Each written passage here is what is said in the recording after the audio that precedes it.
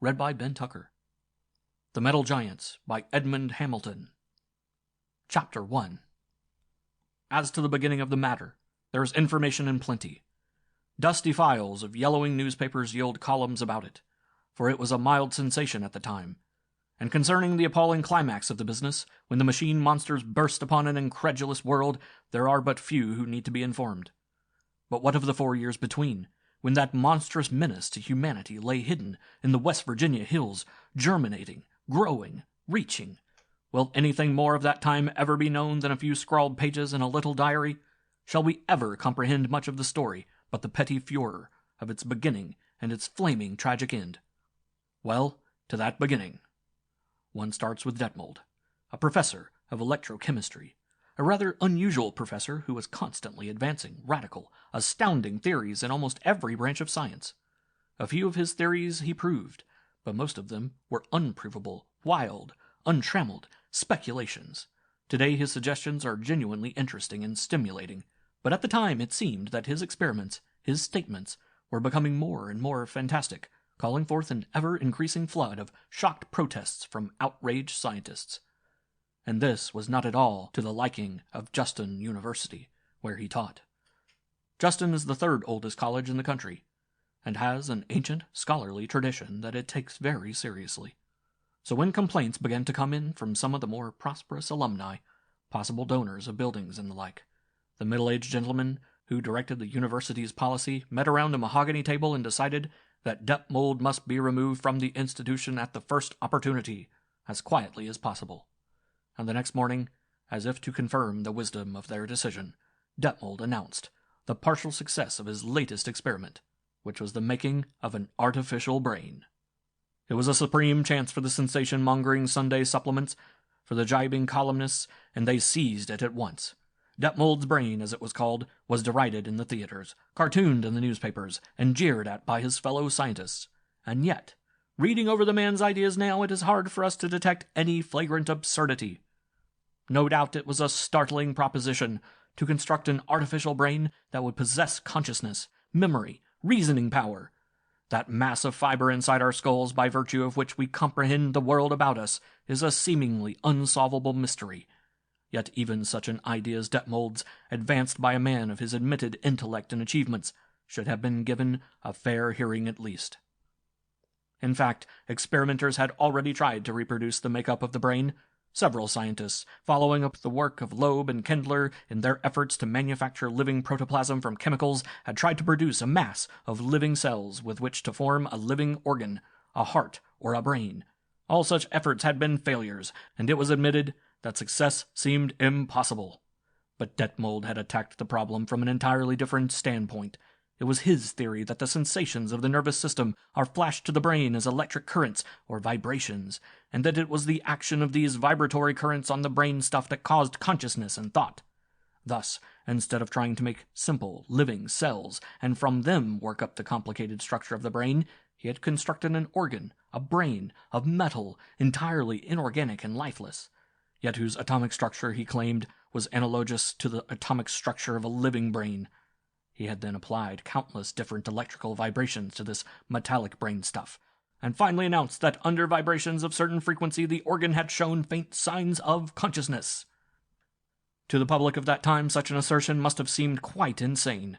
The usual comment on the subject was that if this were a sample of Detmold's ideas, he had best keep the first brain he manufactured for his own use. And Detmold's own attitude did not help his case, for he was an impatient, high-tempered type, prone to regard as fools and asses all those people who expressed any doubt concerning his work. 3 eminent scientists accepted his invitation to witness a demonstration of his experiment, and their comments later were caustic. It would seem that when the 3 illustrious gentlemen called at his laboratory at the appointed hour, Detmold had brusquely informed them that he was working out a sudden new idea concerning the experiment, and that they would have to call a few days later, by which time he hoped to have achieved complete success. Naturally, that was the end of him at the university.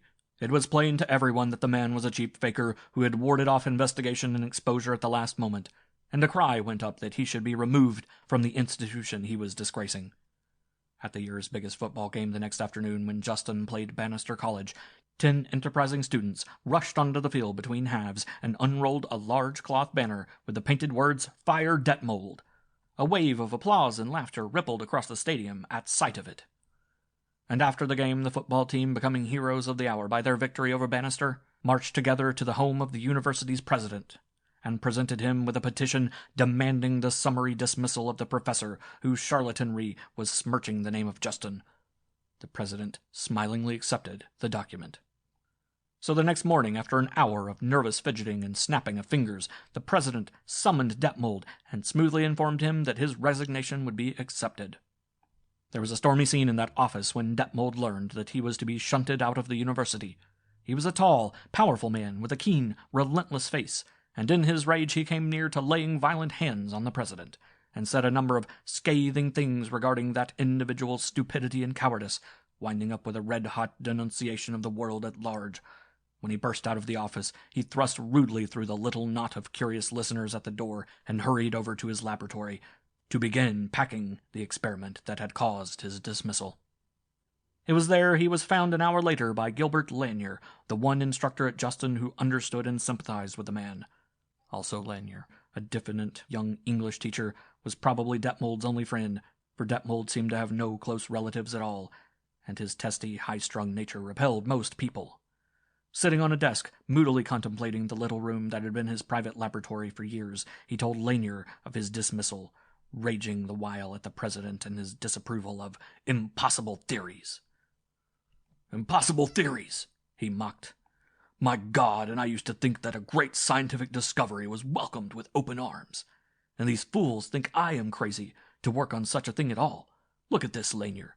You haven't seen it since I made the improvements." And he returned to a table on which rested the artificial brain. It was very simple in appearance, resembling an egg of black metal some 10 inches in length.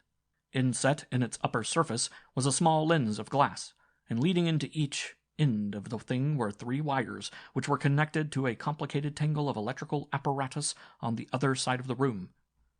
As Lanier watched, Detmold made swift adjustments and snapped on several switches, and the low humming of a motor generator filled the room. Turning eagerly, his smoldering resentment forgotten for the moment, he said, "The same basic principle. The T-wave, the vibratory current, is produced over there and led into the brain case to act on the atomic organism inside. Right now that thing is conscious." And he gazed at it with mingled fondness and pride. Lanier could not restrain an incredulous shrug of his shoulders, and Detmold took it up at once. "I repeat, conscious," he asserted. "It is consciousness of a crude, dim sort, but still consciousness, awareness, knowledge, and I can prove it now. Since you last saw it, I've provided it with a sense of sight. See that inset lens? Well, it's like no lens you ever saw, for it's really an artificial eye that I made myself. There is an artificial retina beneath it, and is connected directly to the brain stuff, and carries its sensations to it as electric currents." "An artificial retina?" asked Lanier. "Isn't that going a bit too far?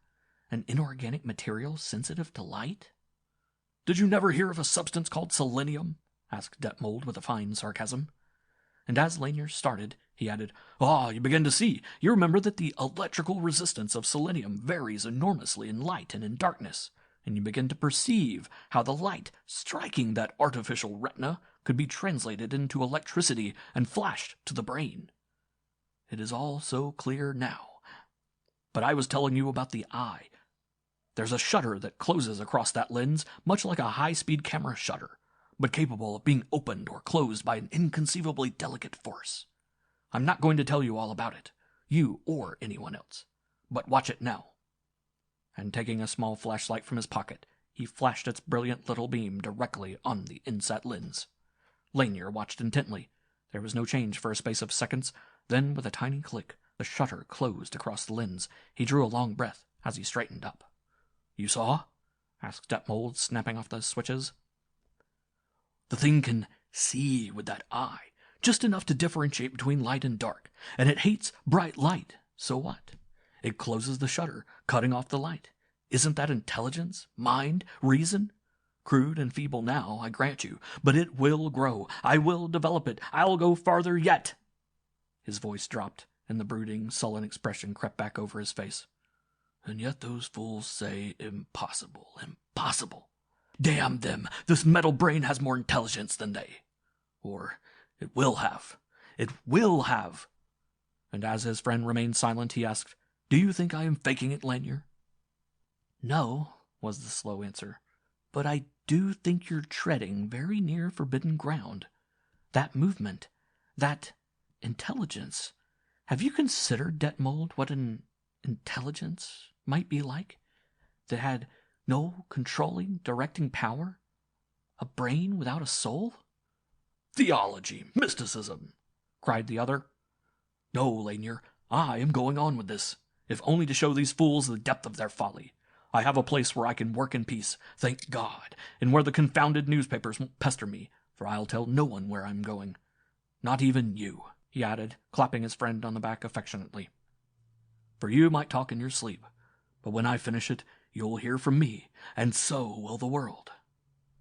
Lanyard did not reply, and in silence they began the work of packing, and the next day, when they stood on the station platform in the last few minutes before the train's departure, there seemed little to say. The whistle of the locomotive, a last clasp of Detmold's hand, and a muttered goodbye, and the train was receding swiftly down the track, and he was gone. More than one person wondered where Detmold had gone. His name was prominent in the newspapers that night, was mentioned often in homes and clubs and restaurants, with a chuckle or a sneer. It was not mentioned so much the next night. A month afterward it was seldom heard, and in a year not one person in 10,000 remembered the man. None knew where he had gone. His name and personality and strange ideas had sunk into silence and forgetfulness, and laughing, toiling, hurrying, the world sped on. End of Chapter 1.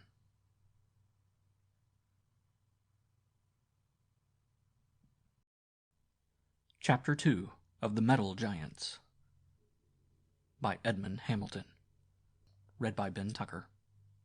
Chapter 2. It was fully 4 years after Detmold's disappearance that the strange phenomena at Stockton began to attract attention. Stockton was a small steel town in northern West Virginia, set in a long valley between dark, thickly wooded hills, and from those hills came news of mysterious occurrences. The first thing to reach the newspapers was a small article printed early in July, telling of some very curious ground markings that had been discovered several miles west of Stockton. These marks were circles, some 10 feet across, in which trees, bushes, and ground had evidently been stamped down by some tremendous force, forming circular pits in the ground some 3 feet in depth. A number of these strange pits had been found by farmers, and no one seemed able to advance a plausible suggestion as to their cause. The article was published throughout the country, but as no further news on the matter was immediately forthcoming, it was forgotten in a week, as stranger incidents have been forgotten. 10 days passed before the second Stockton dispatch was printed, an article that caused a good many smiles.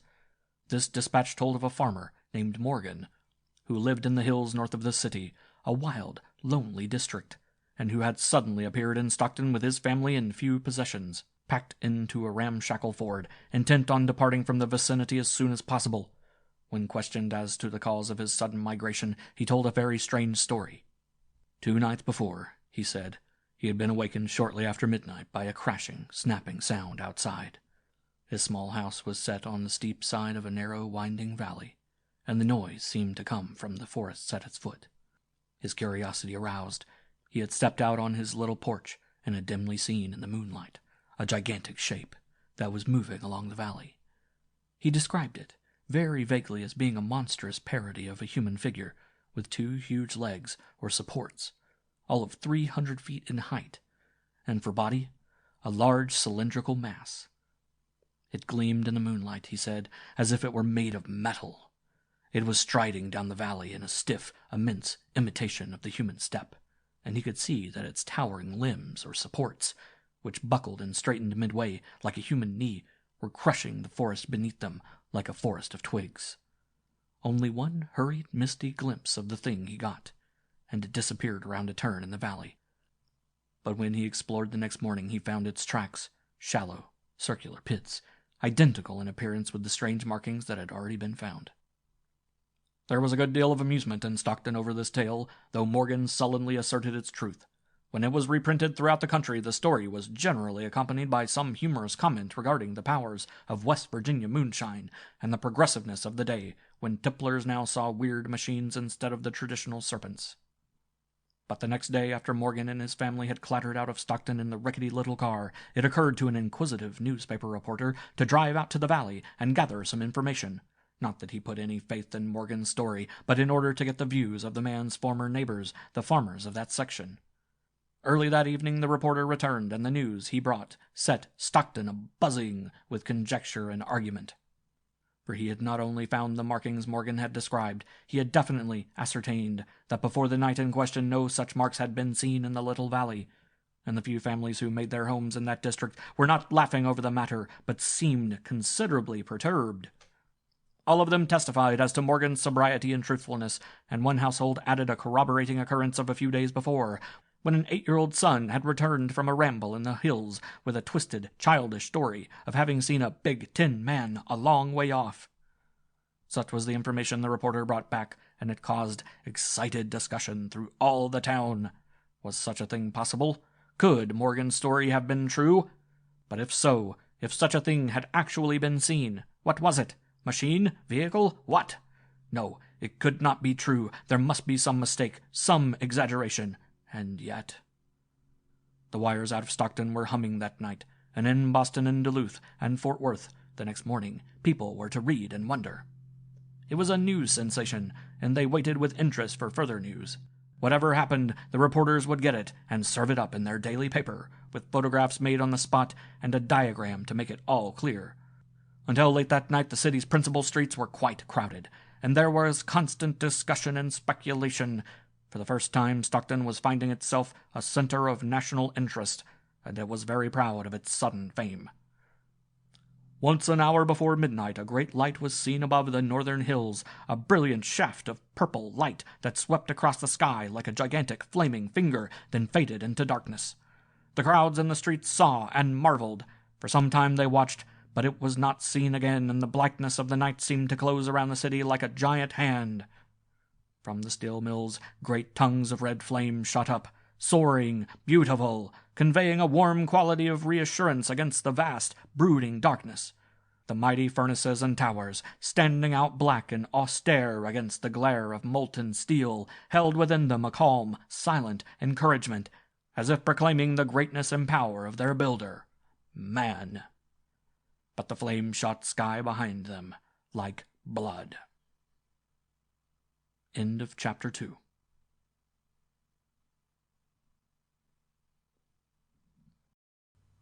Chapter 3 of The Metal Giants by Edmond Hamilton. Read by Ben Tucker. Chapter 3. Lanier arrived in Stockton early the next morning. His face was drawn and haggard, as it had been since he first read a certain humorous newspaper dispatch, and in his mind was an immense perplexity, a vague chilling fear. Until late in the afternoon he tramped warily through the town, asking in all quarters the same question. "Do you know of anyone named Detmold who lives in or around Stockton? A tall, strong man." And from all he questioned, he got no trace, until he happened into the office of a small trucking and hauling company. None there knew anything of Detmold, but they had done some work for a certain Foster, who corresponded exactly to Lanier's description. This man lived several miles from the city, in a northeastern direction, and had hired them to haul some boxes from the railroad to his home, an old farmhouse. A mighty bad road it was, too, and this Foster had been very particular about the moving of his stuff. Yes, they could direct him to the place. He went out such and such a concrete road, and turned up a rutty lane, very steep. By the time the sun hung poised above the western horizon, Lanier was already ascending that steep, twisted road. More than once he glanced back at the city below. A city bathed in the golden afternoon sunlight. Its streets were filled now with workers returning home from the mills, tired and blackened, calling out to the friends they met for the latest news on that Morgan critter, as they termed it. A quiet serenity, a dreamy, contented peace pervaded Stockton, contrasting with the tense excitement of the preceding night. In 1,000 homes, The evening meal was being prepared, and the day's gossip related. In the west the sun sank lower and lower, and all around, beyond the encircling hills, death marched toward the city with crashing, giant strides. End of Chapter 3.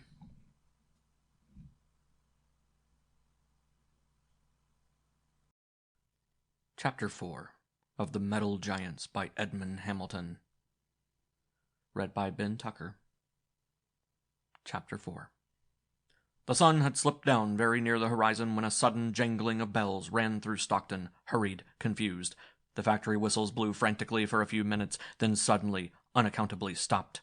A cry, a shout was running over the city, swift as spreading flame, and everywhere houses belched forth their inmates and people looked anxiously about for the cause of disturbance. And then they looked up to the hills and saw their doom.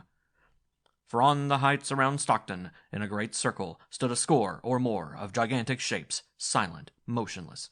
They seemed quite identical in appearance, towering metal giants cast in a roughly human form, each with two immense limbs, smooth columns of metal 10 feet across, looming up all of 100 yards in height, and set on those two huge supports, the body, an upright cylinder of the same gleaming metal, 50 feet in diameter, quite smooth and unbroken of surface, and bearing on its smooth top something that flashed brilliantly in the sunlight, a small triangular case in each side of which glittered a lens of glass. And from each cylinder projected 2 additional limbs, arms shining and flexible, hanging almost to the ground, tapering, twisting. The bells had stopped ringing, and in thick, stupefied silence the people in the streets gazed up at the metal giants who surveyed them in equal immobility and silence. Then from one of their number sounded a weird call, a harsh, wailing sound that rose to a high-pitched scream, and at that signal all of the things began to stride swiftly down to the city, the mighty limbs whirling out and crashing down in steps of unbelievable length, buckling and straightening and whirling out in another step. Rapidly, inexorably, they closed in on Stockton, a diminishing, tightening circle. That stunned moment of sheer astonishment fled, and a vast, hoarse bellow sounded, the mad shout of thousands of panic-stricken people.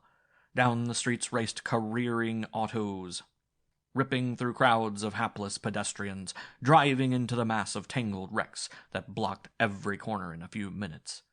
Screaming, pushing, striking, the mobs flowed along the streets, striving always to win away from the city's central section and escape into the surrounding country. And all the while, with thundering, earth-shaking strides, the metal shapes marched on toward the city. On and on they came, until they had reached the outer suburbs, looming above the buildings like giants in a toy village. The long, flexible arms were whipping out now, with tremendous power. Smash! And a small brick building toppled. Smash! A giant limb crashed down through a bungalow. Smash! Smash! Smash! On and on, slowly, deliberately, reducing the city to ruins. They made but small effort to kill the screaming little figures that ran about beneath them, but they let few of these escape outside their circle, herding them always toward the center of the city as they closed in on it. Nearly an hour had passed before that ring of giants had contracted to a mile diameter. Inside of it, the streets were solidly packed with people, and the buildings were full to bursting, the supposedly safer cellars being pools of suffocating, trampling humanity. Around was ranged the circle of the metal shapes, and for a moment they seemed to be contemplating the tiny, frenzied throngs beneath them. Again sounded the wailing signal, and each of the things seemed to be fumbling behind itself with a flexible arm, an arm that reappeared grasping a small, black sphere. In unison they thrust forward these globes, from each of which a cloud of yellow gas instantly spurted, falling on the crowds beneath, flowing over and through them, a saffron flood that rolled on through the buildings and down into the packed cellars. Wherever it touched, the people sank into death, slumping down like bags of sawdust, suddenly limp and inert, and the faces of the dead were dreadful to see, shrunken, collapsed like shriveled masks of skin. Swiftly the gas flowed away and sank into the ground, and the heaps of bodies were revealed silent and unmoving, a strange contrast to the shouting and running of the moment before. Then smash! Smash! And the huge limbs were jerking out and crashing buildings down, kicking them over, pushing them aside, covering the mounds of dead with a tangled mass of broken bricks and twisted steel. The metal giants strode away, here and there crushing a building, uprooting a track, moving toward the eastern end of the valley, whose inhabitants had seen and were fleeing in terror. And one man had seen who did not flee, a man whose face was stamped with horror. It was Lanier, and from his distant hilltop he looked down on a mass of broken ruins whereon an hour before had been a bustling city. As he watched, darkness flowed down on the city, veiling its shattered remnants. He heard distant shouts snapping out up the valley where the metal shapes had gone. He could hear, too, a humming drone as an airplane came and went and circled over the broken city, hovering for a time, then winging away toward the north. For some minutes he continued to peer into the deepening darkness, then rose stiffly from his crouched position and stumbled back into the forest, moving as a man in a daze. His brain held but one thought, his lips uttered but one word. Dead mold. End of Chapter 4.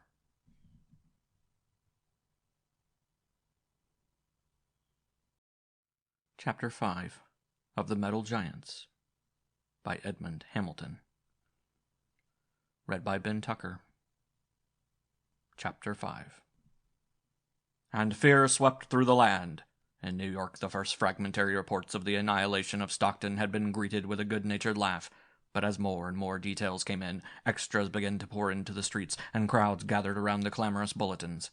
In troubled silence they read the account of the few survivors, the story of that red hour of Stockton's death. There came, too, later short dispatches relating the further advance of the metal giants, who were evidently proceeding leisurely northward, killing, destroying, uprooting all in their path. Clicking out over the network of wires, flashing across the night in radio waves went the short, ominous sentences. Sentences in which an epoch of comparative safety and peace was dissolving, crumbling, falling.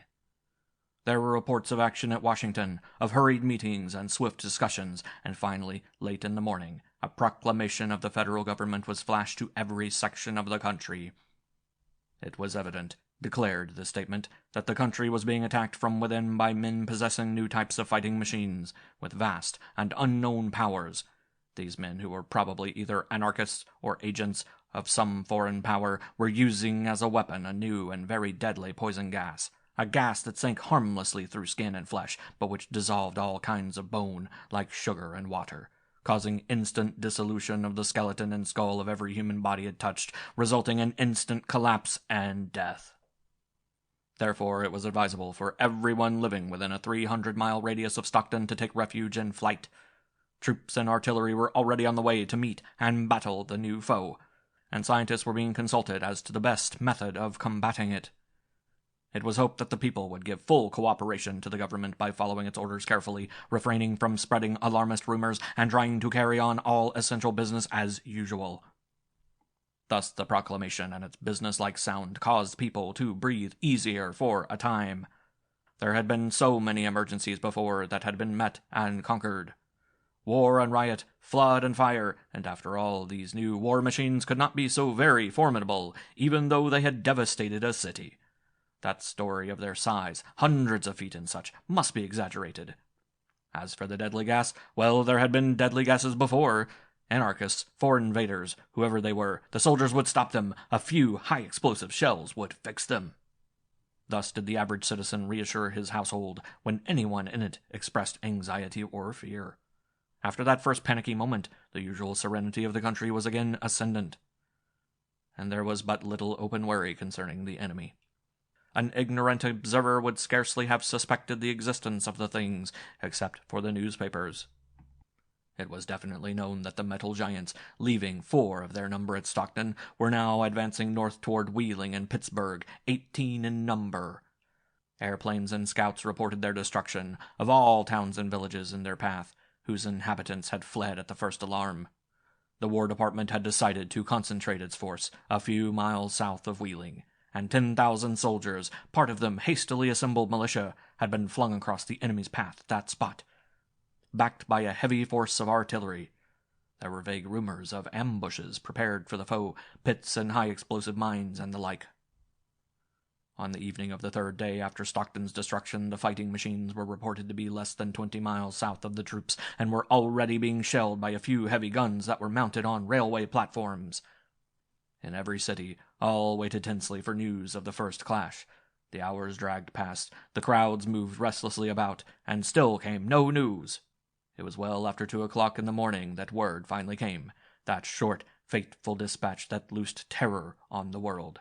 It emanated from the fast crumbling federal government, which had been transferred from Washington to Philadelphia.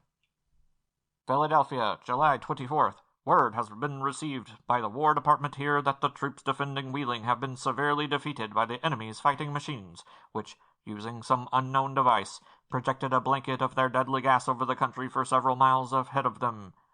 9/10 of the troops have been killed without seeing the enemy. The remnants of the force have retreated towards Pittsburgh, and it is thought that the fighting machines have already entered Wheeling. One is believed to have been destroyed by shell fire early in the engagement, but aside from this they have proved to be quite invulnerable.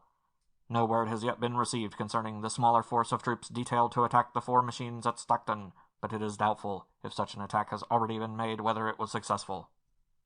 No one has yet seen the men controlling and operating the fighting machines, as they seem to stay closely hidden within the latter, but they have shown by their actions that they are quite merciless, so warning is conveyed to the people of the country that when any section of the country is invaded by the enemy in these machines, the only safety at present lies in flight.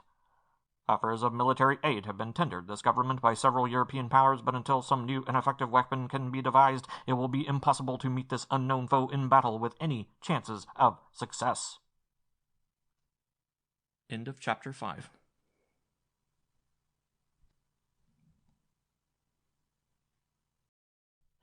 Chapter 6 of The Metal Giants by Edmond Hamilton. Read by Ben Tucker. Chapter 6. When Lanier stumbled into Detmold's farmhouse early in the second day after the massacre of Stockton, he could only half understand that he had finally found the object of his hours of searching. After that seeming eternity of wandering wildly through the forest, he was very near collapse. Even after his brain had cleared enough to recognize that this was the place that had been described to him, he took but little interest. In the kitchen of the house he found canned food, and after wolfing some of this he flung himself on a couch and slept heavily for all of that day and night, not waking until near noon of the third day. But he woke with mind clear and alert, and feeling immensely hungry. After another sketchy meal from tins, he began to prowl about the house, and to his dismay he found that there was no sign of Detmold's having occupied the place, for weeks at least. The furniture of the house was very simple, and it was in the condition to be expected when kept by a careless bachelor. A single large room had been converted into a laboratory, but even this was in great disorder, and had evidently been stripped of most of its apparatus. There were many unmistakable signs of Detmold's residence in the place, but none that would indicate how long before he had deserted it. But in the laboratory, by chance, he found Detmold's diary, a thick canvas-covered book tossed to one side of a table. Lanier glanced into it idly, then with startled interest, and an hour later was still reading intently. For in it he found explanation, and found, too, greater fear. Now for the first time he saw clearly the monstrous horror that had been loosed on the world, saw it in its most terrible aspect. The diary began with the events immediately previous to Detmold's departure from Justin, and seemed to be kept as a record of his various experiments, references to many of which Lanier could not understand. On the day of his ousting from the university, he had made some very vitriolic comments in the little book concerning the officials of Justin, and their general asininity. He also spoke of the place where he intended to carry out his experiments, an old farmhouse outside of Stockton, a half-forgotten inheritance, and when he had gone there, fitting the place up as a laboratory, he had done so under the name of Foster, in order to escape the unwelcome attention of prying reporters. There were a number of gaps in the diary's entries, but on the whole the story it told was quite continuous. He had found a place where he could work in peace, and had centered his time and effort on the metal brain, constantly striving to improve it. And as the months passed, he had made vast progress with the thing. Though the basic principle of it was the same, he had made it much larger, had made the ramifications of its atomic organism far more complex, with a corresponding increase in the thing's mental power. Instead of a crude, single lens, he had furnished it with two large, all-seeing eyes, one on each side of its oval case. He had added an ear for the perception of sound, a super microphone that caught the smallest sounds and, translating them into electrical impulses, flashed them to the central conscious brain. And after months of wary trials, he had been able to furnish the brain with arms or members, two small hollow limbs of flexible metal that projected from each end of the brain case, being actuated by a chain of electromagnets inside, so that the brain, by sending the correct electrical current through these magnets, could twist the arms about at its pleasure. There came a page where the diary was spotted and hard to understand, where Detmold's mind had outleaped his pen in his exultation. Gradually, Lanier made out that he had perfected a method which made it unnecessary to produce the actuating electric vibrations outside the brain.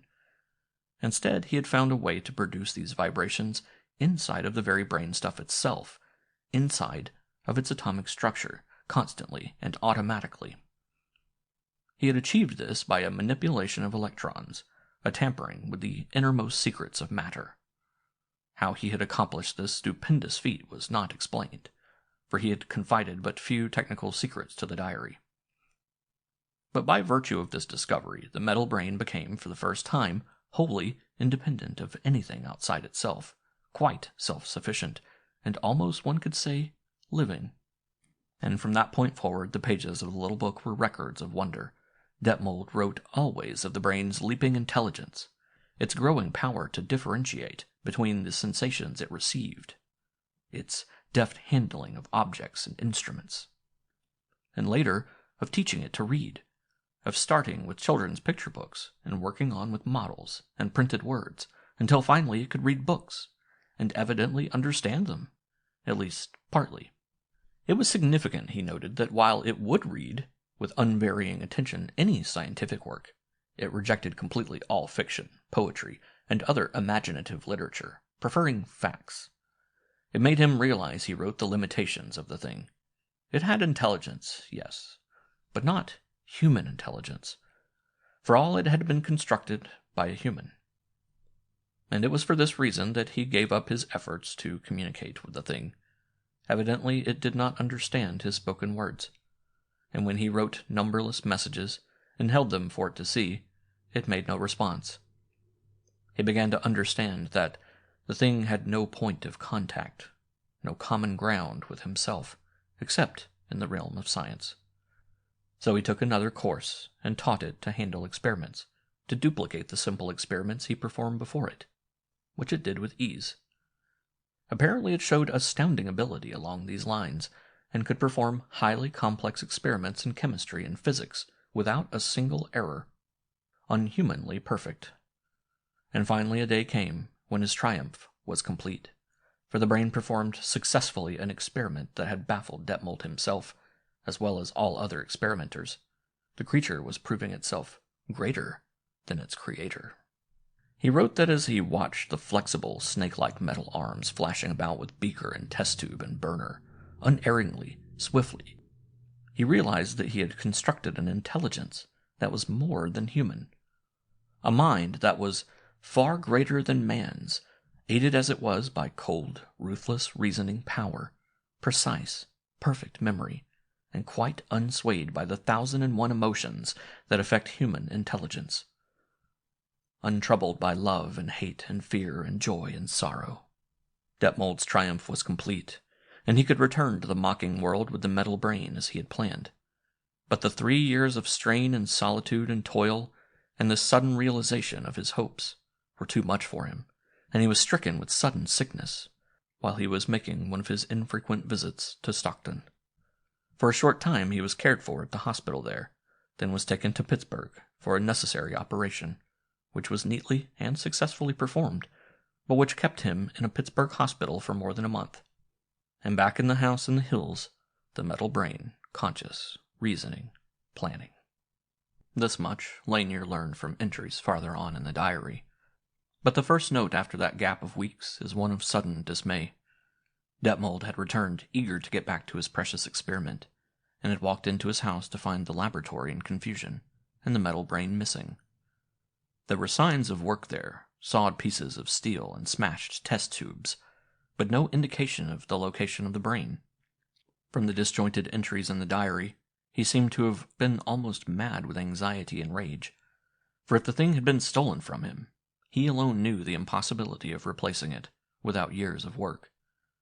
So for days he ranged the forest in search, and on a morning early in June he stumbled on the thing he sought, hidden far back within the hills.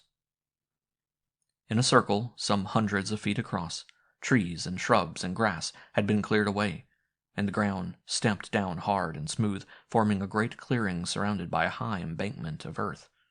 And in this circle there was extraordinary activity.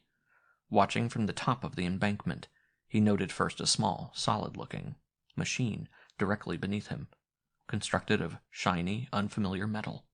It looked very much like an old-fashioned pump, without the handle, having a spout at its top from which poured a thin stream of molten, gleaming metal, falling into black molds beneath, and solidifying instantly. This small pump-like structure seemed to be sunken into the earth for an unguessable distance, but the source of the molten metal was a mystery to the wondering Detmold, as also was the use it was intended to serve. But as he looked about, that at least became clearer, for on the farther side of the circle a half-dozen machines were busy with large lengths of shining metal, similar to those in the molds, fastening them together, and it was these latter busy mechanisms that were even greater mysteries to him for the moment. They were simply shining globes of the omnipresent metal, perhaps 5 feet in diameter, provided with 6 long tentacles or arms, many yards in length, twisting, flexible, busy holding and fastening and tightening, accomplishing an incredible amount of work as he watched. They resembled large octopuses of shining metal, but except for the arms that projected from the globes, were entirely featureless. Those twisting, tapering arms held his attention. They were like the arms that he had provided the metal brain. As that thought flashed over him, he turned his gaze and saw the brain itself, near the right side of the circle. The brain, but different, for it moved, possessed the power of motion in any direction, instead of being set on a table as he had made it. Even as he stared, it seemed to glimpse him, and glided smoothly toward him, across the clearing, its great weight of metal being suspended above the ground 6 inches or more by some unknown, unguessed force. Over it came until it stood motionless beneath that part of the embankment on which Detmold was standing. A black oval case, more than a yard its greater length, eerily suspended above the ground, contemplating him with its dark lens. And as Detmold stared back, the explanation of all flashed over him, and he cried aloud. He saw that the metal brain had never been stolen from him, that it had, in his absence, discovered a method by which it could move about in that unearthly fashion, and using that machine, and using the tools it had stolen from him, and its own vaulting intelligence, had come to this place, and constructed those machines that were working its will, and it was doing what? Constructing what? Those great lengths of metal on which the tentacle machines worked. That device that sucked molten metal from the earth itself. All for what?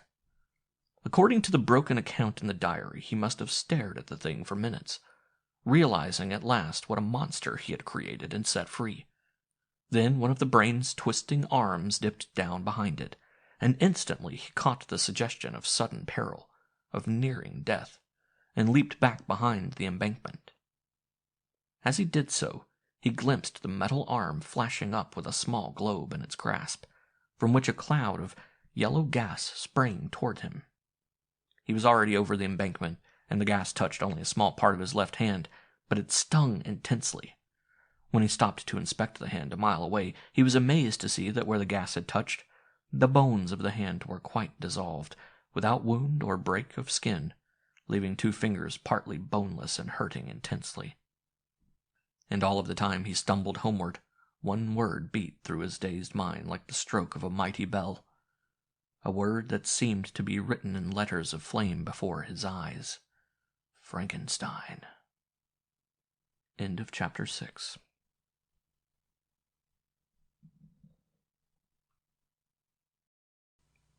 Chapter 7 of The Metal Giants by Edmond Hamilton. Read by Ben Tucker. Chapter 7. From that point forward, Lanier found the diary almost undecipherable, spotted and torn, with a broken scrawl here and there. There were entries that seemed to indicate that following his discovery of the metal brain's activities, he had not left the house for several days, brooding over what he had seen. There were wild speculations on his part. He constantly accused himself of having loosed a terror on the world, foresaw a metal horde that would sweep over the earth, destroying, conquering, perhaps swinging out to other planets in its irresistible march, a cosmic metal plague, and all his work. There was a gap of 2 days in the entries, and the following notes showed that he had spent those 2 days crouching near the fortress of the metal brain, observing the activity there. He wrote of the tentacle machines, and claimed that they were merely machines without any trace of brain or intelligence, simply complex automatic and self-powered mechanism that were controlled by the metal brain, perhaps by some intricate form of radio control. But he wrote also of a thing he had not seen on his first glimpse of the clearing, and that was the existence of the cylinders, as he called them throughout. They were just that, gleaming cylinders of metal, some 50 feet in diameter and half again as much in height, provided with 2 flexible arms on the same principle as the arms of the metal brain and the tentacles of the working machines, but much larger and longer. And he believed these cylinders to contain some artificial brain, like the one he had built, though not so intelligent, he thought. To think of it, the metal brain was constructing intelligent, similar servants, in addition to the mindless tentacled slave machines. There is a note of bitterness in that entry, where he wrote that while the cylinders undoubtedly had been furnished some portion of intelligence by their master, the metal brain, that master had been careful, evidently not to repeat his own mistake, and make them powerful enough to revolt against it. He believed these cylinders to be dependent almost entirely on the metal brain's commands, thought they had been furnished also with a triple, all-seeing eye, set in a small case on their upper surfaces. And now it was that Detmold first glimpsed the purpose and plans of the brain, for the tentacle machines had finished their work, and strewn about the clearing lay a number of gigantic columns of metal, smooth and round, whose purpose he could not understand until he saw one of the cylinders, aided by the working machines and directed by the metal brain, connect the ends of 2 of those huge columns to its lower surface, and then scramble up to a towering height, erect, powerful. Aided by this giant, the other cylinders were soon in position also, and the clearing was filled by a score or more of towering metal giants, who strode about in human-like steps under the commands of the comparatively tiny brain beneath. There was no speculation on his part as to why the metal brain had picked this form for its huge servants, why it had cast on a shape so nearly human. Was it unconscious imitation, mimicry? For several days Detmold returned to the clearing, and saw the metal giants walking about, testing, drilling. Once he narrowly escaped being stepped on by a great limb, and therefore was more careful. He could not understand the power of locomotion of the things, but set it down to some application of atomic force discovered by the brain. Almost 2 weeks after his first discovery of the metal brain's fort, he returned to find it deserted, the tentacle machines and the metal pourer lying in a heap at one side. But after a period of beating through the hills on the tracks of the giant fighting machines, he found the brain's new camp, a grassy basin in the hills only a few miles from Stockton, where it sat like a spider in a gigantic web, guarded by the metal giants. It was then that Detmold saw the immediate purpose of the brain, saw that Stockton was marked for annihilation. The writing at that point was tortured, agonized. What could he do? He never considered bringing a force of men from Stockton to deal with the thing. For best of all men, he knew the utter futility of such a course. Nor would the story he told have ever been listened to in Stockton. Yet the thing must be crushed, and soon. It would be best, perhaps, to give the last 2 entries in the diary in full. The first reads, I came back through the former camp of the brain today, and spent some time examining the tentacle machines there. As I thought, they are intricate mechanisms, capable of receiving an outside command and translating it into action. But that is all. I examined too the machine that produces molten metal, and discovered the principle of the thing. It sucks up ordinary earth, and separates the metallic atoms in that earth from the non-metallic, and pours out a constant stream of metal in this way. It is mostly aluminum, but inexplicably hardened and reinforced, probably by addition of outside elements. The principle of the thing is fairly simple, and I am beginning to understand the power used to move the metal giants. I think that it could be applied differently, more effectively. And a little farther, the very last entry, tremendous in its implications. An entry, Lanier noted, that was dated 2 weeks before. I have just thought, if I were able to control those tentacle machines, what might be done? And why not?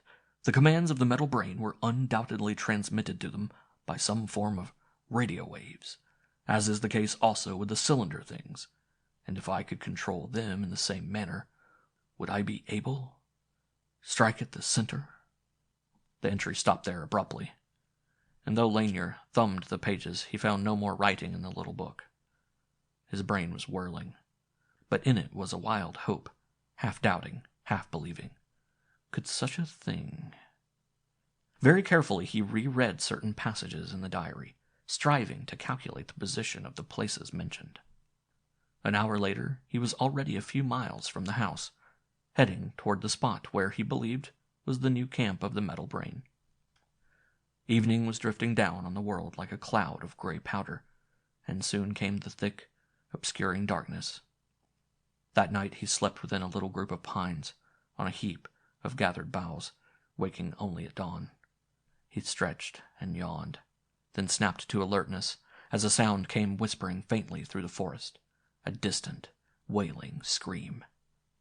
It came from the direction in which he was heading, and, aroused at once, he plunged ahead at top speed. After he had gone, the little glade was very silent, except for that distant cry. The chattering birds and squirrels had ceased their tiny clamor, vaguely frightened by the unfamiliar sound. All the creatures of the wild were silent, fearful, listening. End of Chapter 7.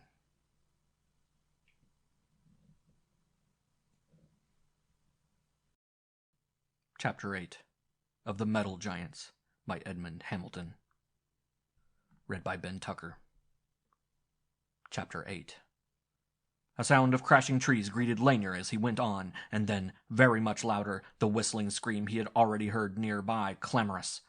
Aflame with excitement, he pushed on, forcing through a cruel growth of briars and down a wooded hillside, emerging with a sudden shock into a grassy basin more than a half-mile across, level and treeless, and in its center was a great circle that flashed brilliantly in the sunlight, shining, magnificent.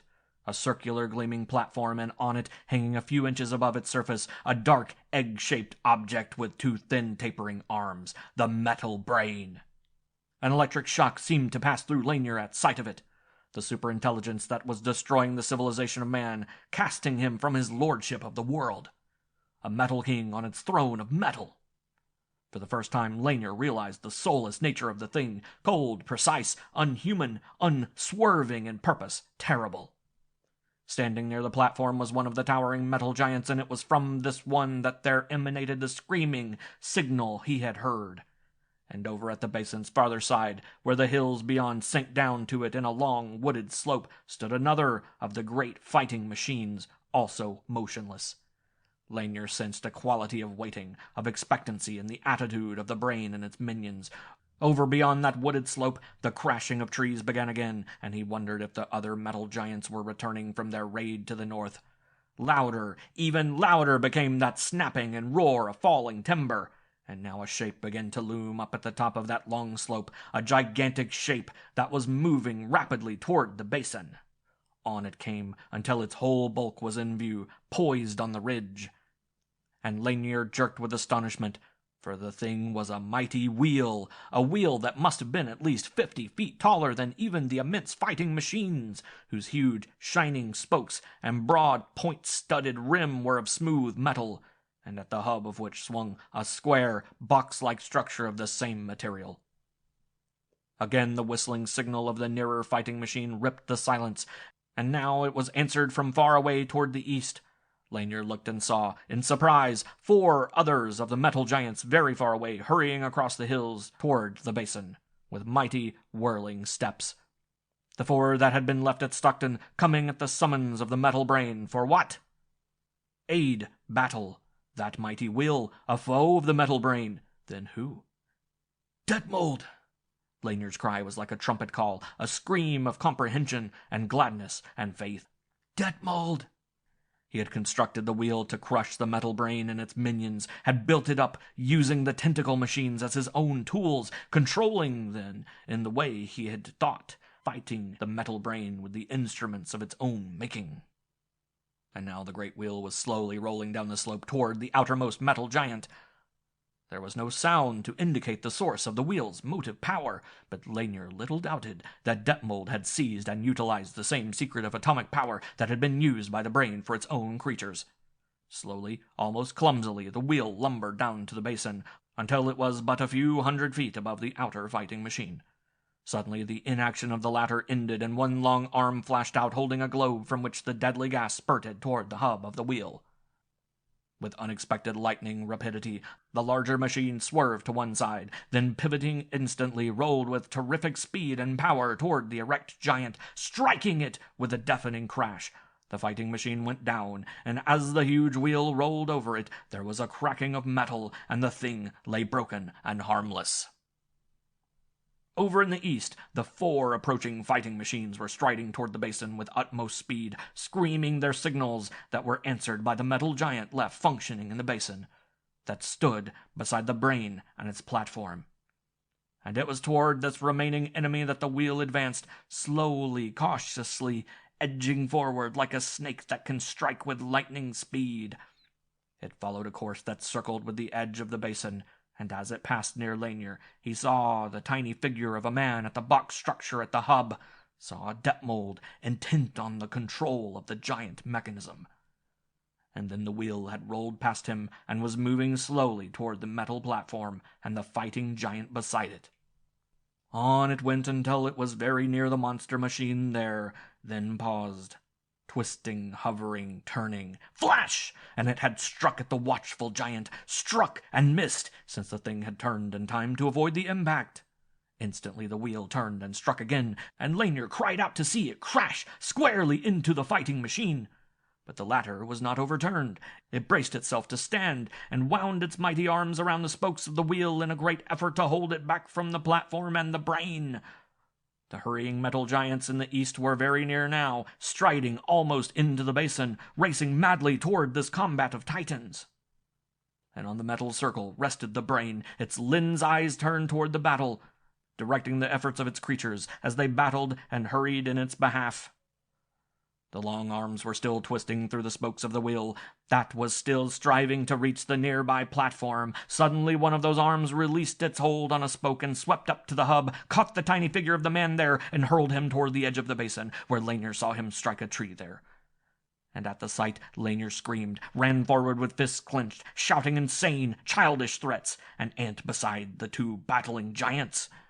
But now, without the controlling hand of its builder, the wheel was whirling, toppling, falling, crashing down onto the circular platform, smashing fighting machine and metal brain beneath its mighty bulk, crushing both into a twisted heap of metal.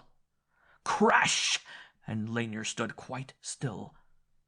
Over at the eastern edge of the basin, the 4 metal giants had suddenly slumped down and lay motionless, sunken into heaps of cold, lifeless metal.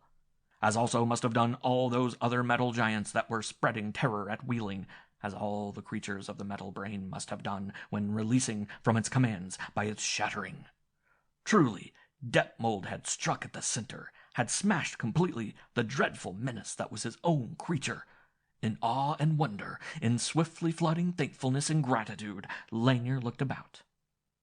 All around was silence. End of Chapter 8.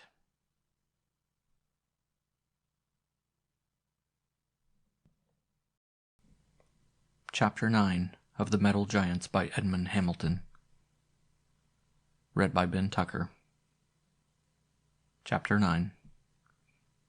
The face of Detmold was very peaceful when Lanier found him, huddled at the foot of a great tree. It was as if, at the very moment of death, he had known his victory, and had seen in that victory atonement for the evil done by his creature. With a shattered piece of metal, Lanier dug a deep grave beneath the tree, and placed his friend in it, rolling a great stone to its head when he had filled it. "Goodbye, Detmold," he whispered. I hope, that you have found some peace now. Goodbye." There was no answer from the cold mound of earth that lay like a brown scar on the bright carpet of grass. But it seemed that the wind was answering, sighing through the trees like a released spirit, that the pines were answering, pointing like lofty dark green spears to the blue depths above, where was an infinite freedom, a calm, eternal silence. Warily, Lanier walked away, an ache in his heart, a choking tightness in his throat. Very soon he stood again on the hills above the valley, contemplating the ruins of Stockton. The morning sunlight there was brilliant, and over the broken city lay a quietness, a tranquility, that was like a protecting cloak. There was no smoke or sign of life. But the people would return, Lanier thought. Word of the collapse of the outside metal giants would have spread swiftly, and already the cautious soldiers would be advancing, slowly, doubtfully. And later, others, single, adventuring spirits, small groups, crowds of hundreds. They would drift back to the ruined city, and there would be puffing of steam shovels and clatter of riveters, and sawing and hammering, and all sounds of building. They would come back. Away to the east, far up the valley, there was a crying of bugles. End of Chapter 9. End of The Metal Giants by Edmond Hamilton.